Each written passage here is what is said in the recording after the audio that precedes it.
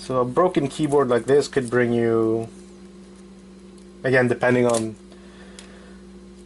the model and everything, could bring you a minimum of 20 bucks depending on the dongle, and then you have the value of the keys.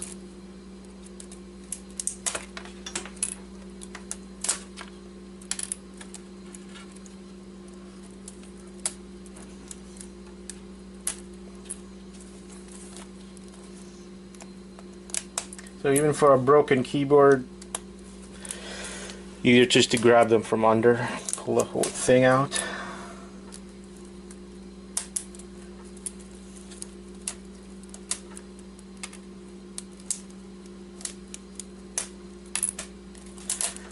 Almost there. Trying to do this fast, not to have you guys just sitting there looking at someone taking off keys.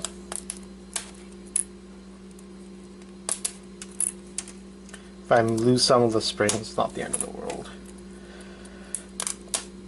You can still make money off the keys without the springs.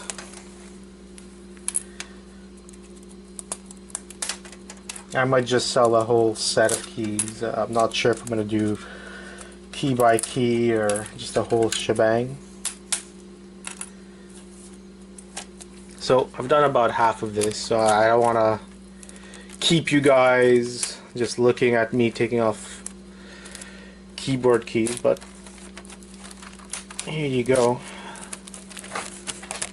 You got the silver Mylar for the people who do keep those. There you go. Now I'll just pull on the Mylar. Have everything pop out.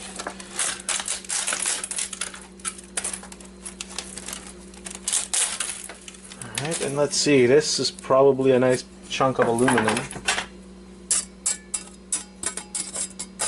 Yeah, does not magnetize, so definitely silver. I wish. Definitely a piece of aluminum. And we got the Mylar now, so what I see from here, there might be $10 worth of stuff in here. So for a broken keyboard that someone might have bought for 30 or 40 bucks, might be 10 bucks of value for, let's say, a scrapper slash reseller. So we got the silver Mylar for the people who collect those. Nice hunk of aluminum. And you got a little bit of copper tape, hunk of metal, hunk of steel.